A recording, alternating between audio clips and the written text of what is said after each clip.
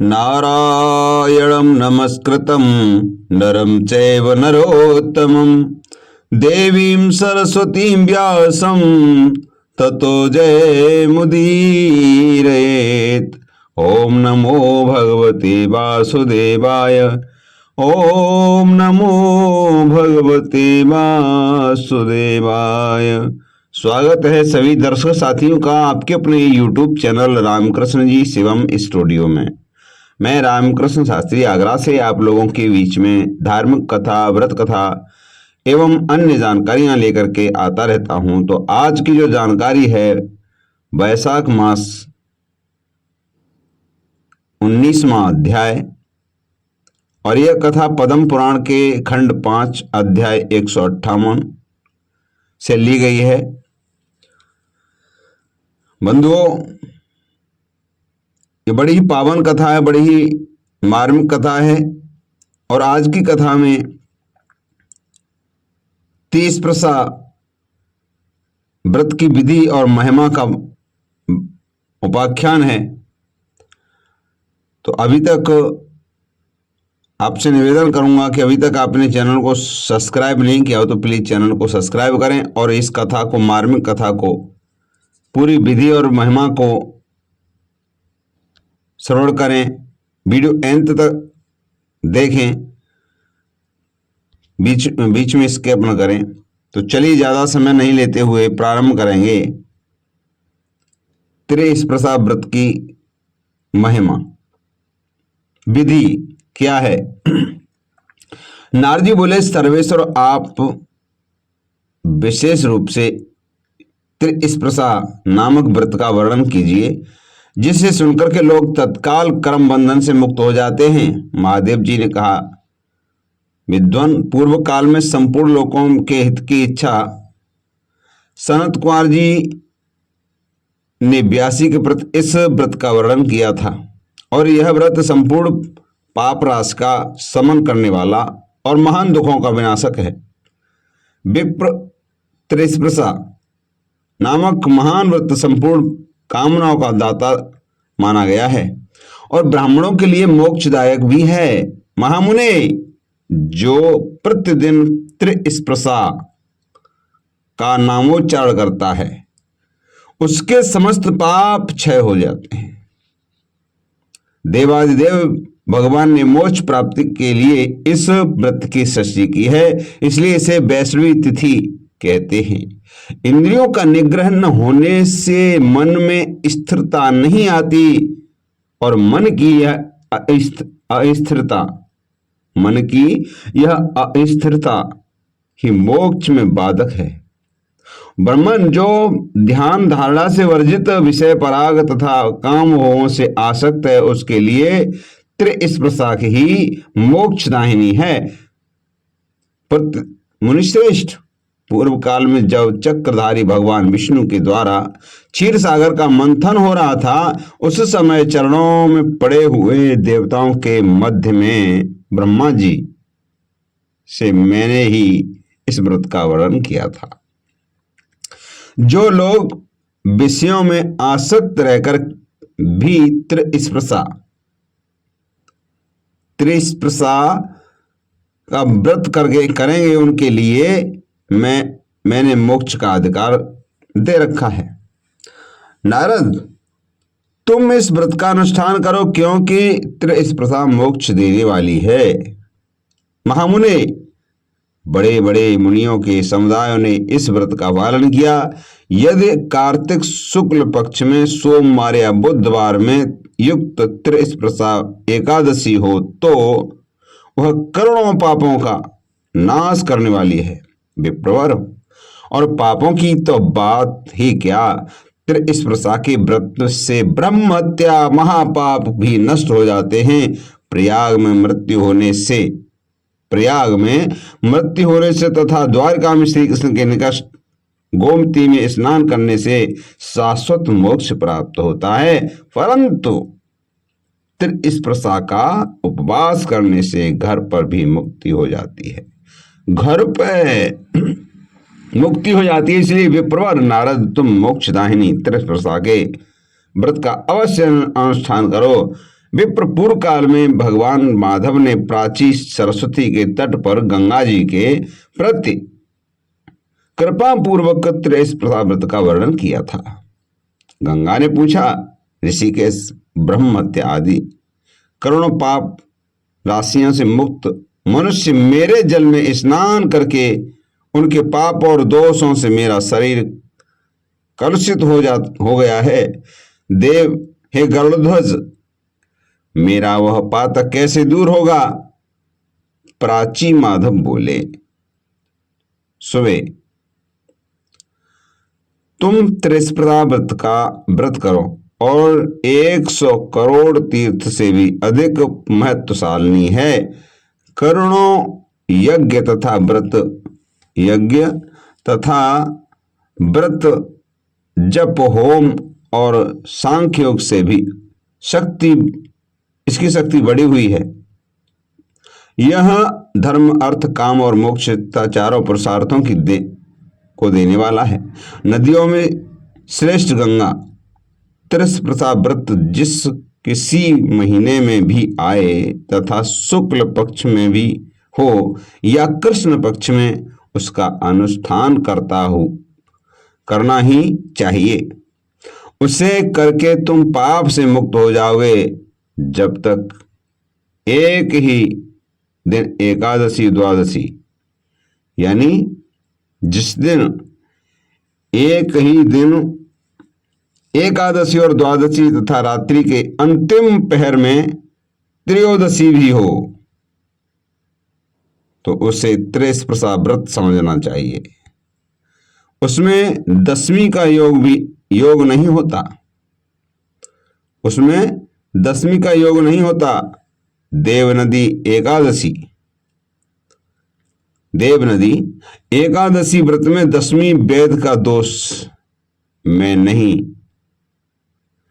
एकादशी व्रत में दशमी वेद का दोष में नहीं क्षमा करता। ऐसा जानकर के दशमी युक्त एकादशी का व्रत नहीं करना चाहिए। उसे करने से करोड़ों जन्मों के लिए हुए पुण्य तथा संतान का नाश होता है। वह मनुष्य अपने वंश को स्वर्ग से गिराता है और रौरव आदि नरकों में पहुंचाता है। अपने शरीर को शुद्ध करके मेरे दिन एकादशी का व्रत करना चाहिए। द्वादशी मुझे अत्यंत प्रिय है। मेरी आज्ञा से इसका व्रत करना चाहिए। मेरी आज्ञा से इसका व्रत करना उचित है। गंगा बोली, जगन्नाथ, आपके कहने से मैं त्रैस्प्रसा का व्रत अवश्य करूंगी। आप मुझे इसकी विधि बताइए।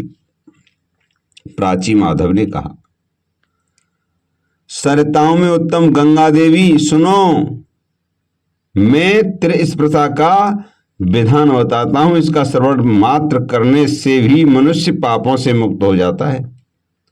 अपने वैभव के अनुसार 1 और आधे पल सोने की मेरी प्रतिमा बनवानी चाहिए। इसके बाद एक तांबे के पात्र को तिल से भरकर रखें और जल से भरे हुए सुंदर कलश की स्थापना करें, जिससे पंचरत्न मिलाए गए हों, और कलश को फूलों की मालाओं से आविष्टित करके कपूर आदि से सुवासित करें। इसके बाद भगवान दामोदर को स्थापित करके उन्हें स्नान कराएं और चंदन चढ़ाएं। फिर भगवान को वस्त्र धारण कराएं। तदनंतर प्रोक्त यानी उसके बाद प्राणोक्त सामयिक सुंदर पुष्प और कोमल तुलसी दल से भगवान की पूजा करें। उन्हें छत्र और उपाहन यानी जूतियां, छाता, उन्हें छत्र और उपाहन अर्पण करें। मनोहर नैवेद्य और बहुत से सुंदर सुंदर फल का भोग लगाएं। यज्ञ पवित्र से तथा नूतन तथा सुदृढ़ उत्तरीय वस्त्र चढ़ाएं। सुंदर ऊंची बांस की छड़ी भी भेंट कर दामोदराय नमः कहकर दोनों चरणों की माधवाय नमः, दोनों घुटनों की काम प्रदाय नमः, ये गुह्य भाग की वाम मूर्ते नमः कहकर के कटी की पूजा करें। पद्मनाभाय नमः से नाभि और विश्वमूर्ते नमः से पेट की और ज्ञान गम्याय नमः से हृदय की और वैकुंठगामिनी नमः से कंठ की और सहस्रवाहवे नमः से बाहुओं की और योग रूपिणे नमः से नेत्रों की और सहवशीष्पो नमः से सिर की तथा माधवाय नमः कहकर के संपूर्ण अंगों की पूजा करनी चाहिए। इस प्रकार विधिवत पूजा करके विधि के अनुसार अर्घ देना चाहिए। जल युक्त शंख के ऊपर सुंदर नारियल रखकर उसमें रक्षा सूत्र लपेट दें। फिर दोनों हाथों में वह शंख आदि लेकर के निम्नांकित मंत्र पढ़ें। कौन कौन से? कि स्मृतो हर्षि पापानि यदि नित्यं जनार्दन दुःस्वप्न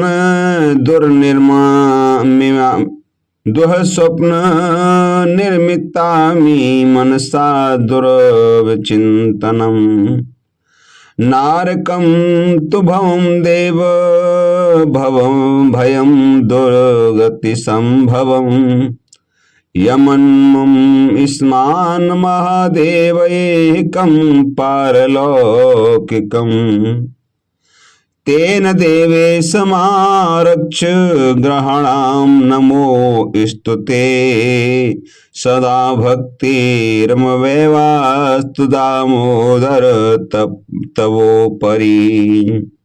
जनार्दन, यदि आप सदा स्मरण करने पर मनुष्य के सब पाप हर लेते हैं तो देव मेरे दुस्वप्न अपसगुन मानसिक दुश्चिंता नारकीय भय तथा दुर्गति जगन त्रास हर लीजिए। महादेव देवेश्वर, तेरे लिए यह लोक और परलोक यह लोक तथा परलोक में जो भय है उनसे मेरी रक्षा कीजिए तथा यह अर्घ ग्रहण कीजिए। आपको